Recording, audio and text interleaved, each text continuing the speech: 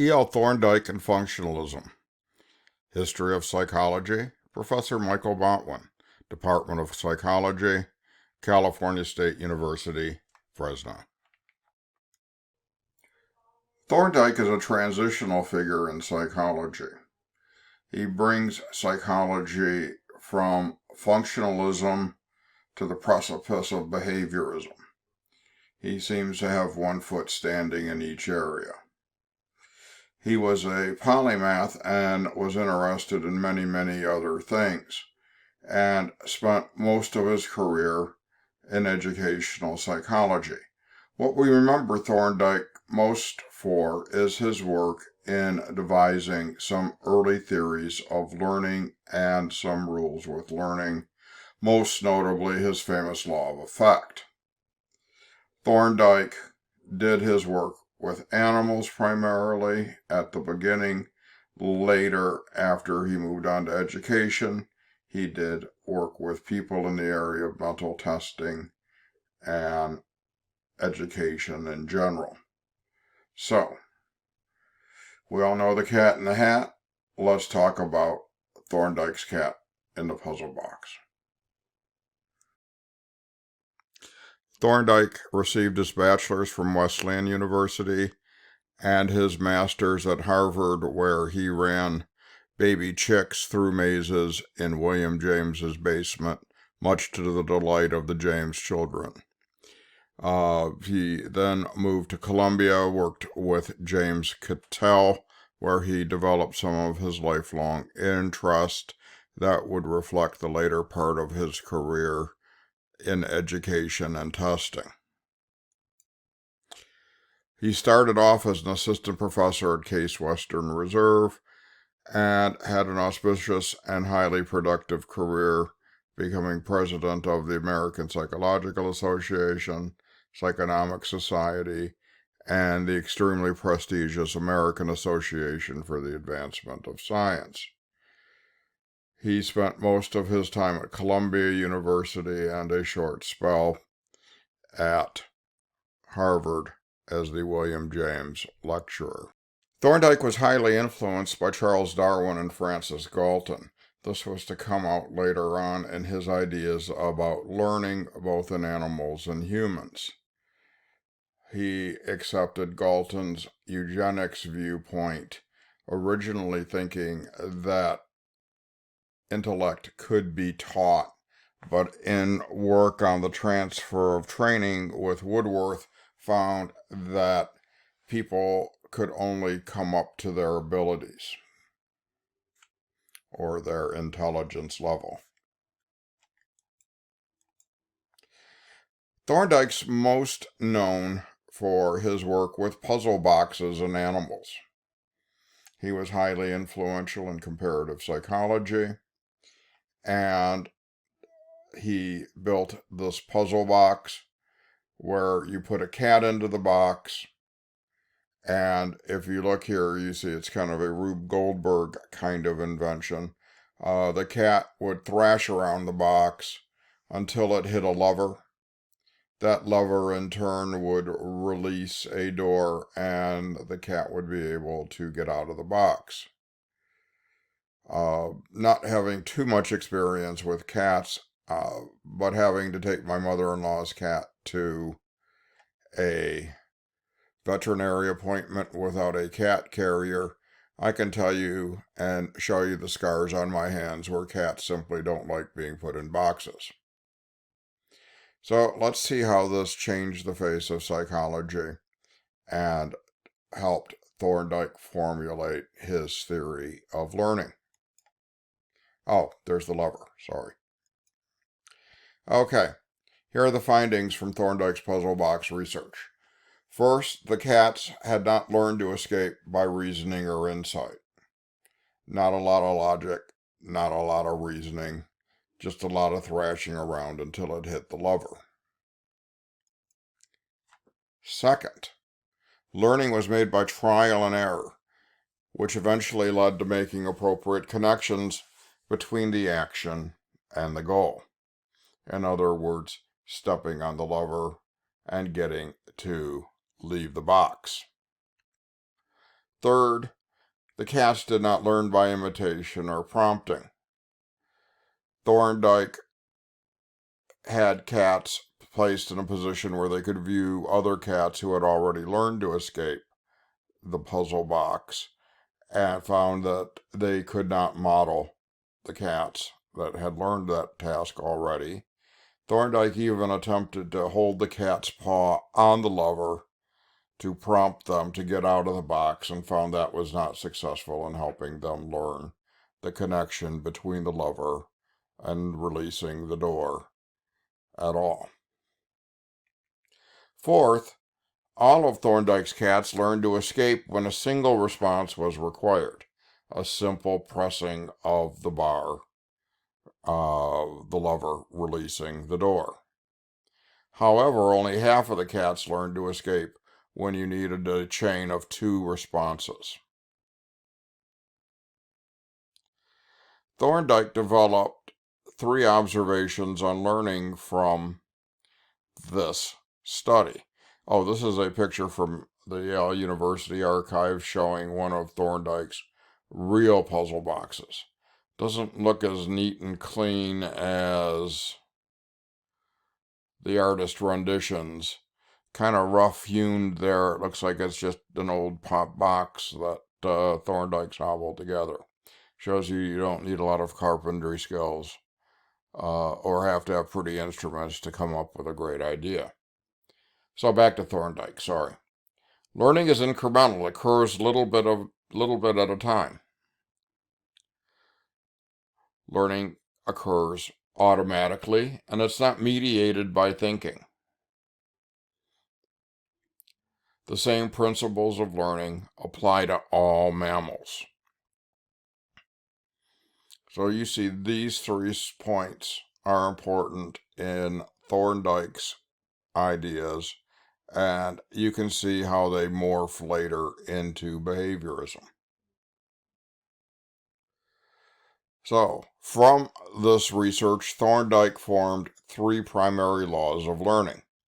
The first and most famous is the law of effect. Responses to a situation that are followed by a rewarding state of affairs will be strengthened and become habitual responses to that situation.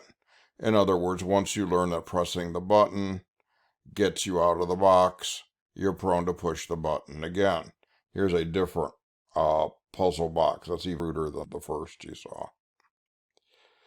A corollary to the law of effect was that responses that reduce the likelihood of achieving a rewarding state of affairs, things like punishments, failures, will actually decrease the strength of the behavior and the learning. Thorndike's second law of learning is the law of readiness.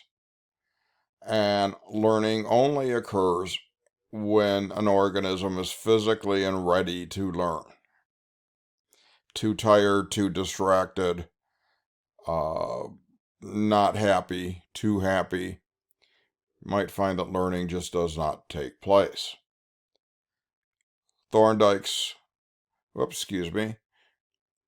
The preparatory state of the organism prior to learning one only learns when they are physically and mentally ready to learn. Even though I practiced this, I should have been more ready to read this slide. Sorry. Third, the law of exercise.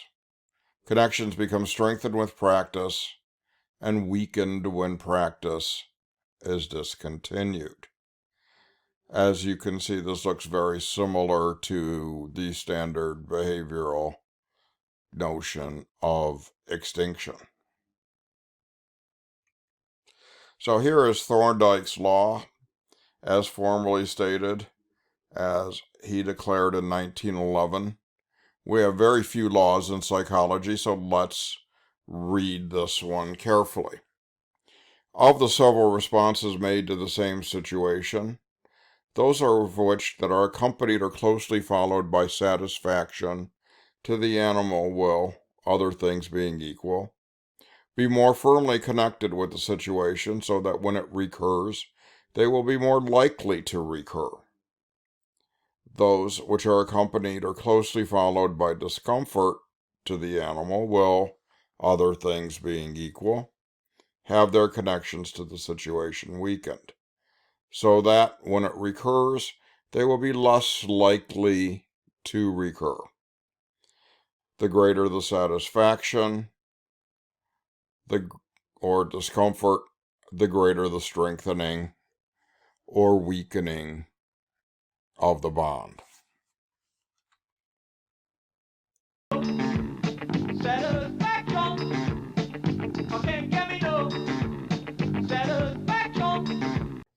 So, groovy guys and girls, as Thorndike says, you have to have satisfaction.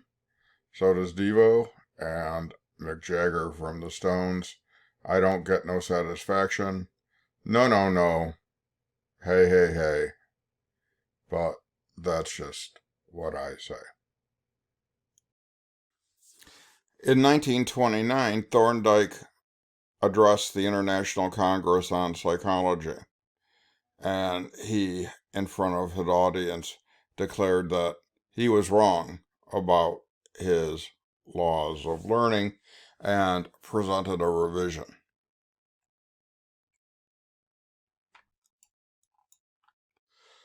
First, he abandoned the law of exercise completely.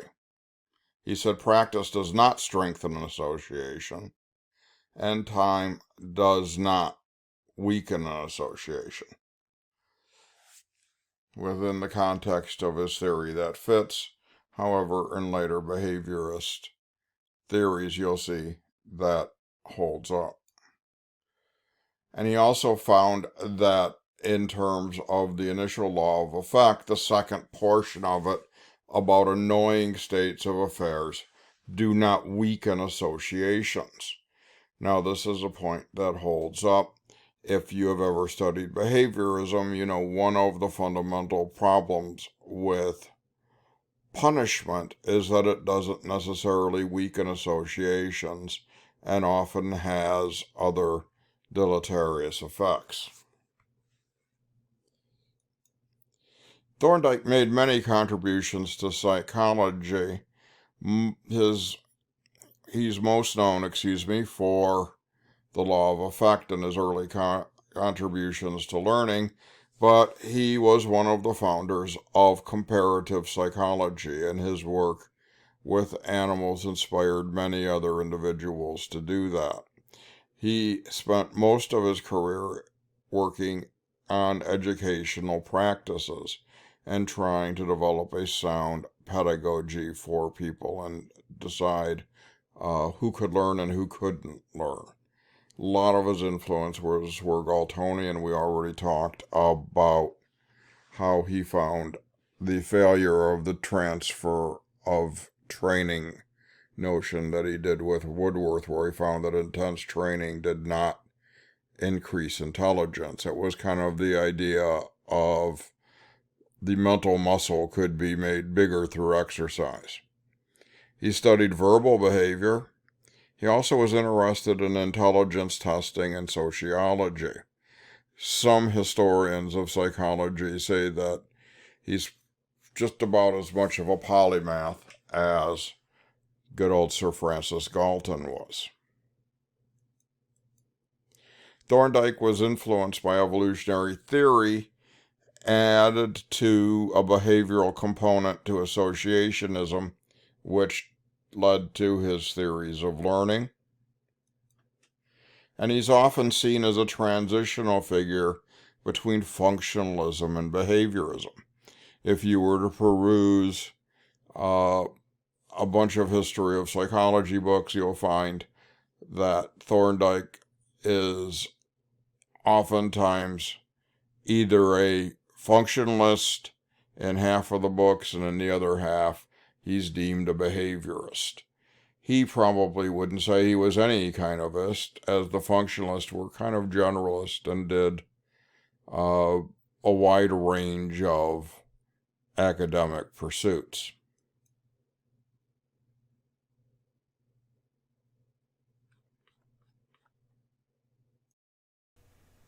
So, I hope you enjoyed learning a little about Thorndike's work. I find it very intriguing and interesting, and he sets the pace for modern psychology like behaviorism, but still was influenced by his predecessors and William James, and especially Galton and Darwin. See you on the next episode.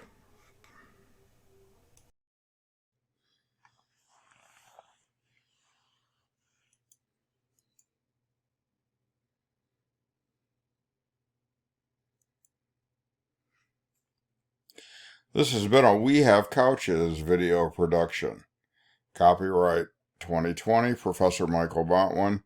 All rights reserved, but you should have learned that already if you've been watching these videos. Bye now.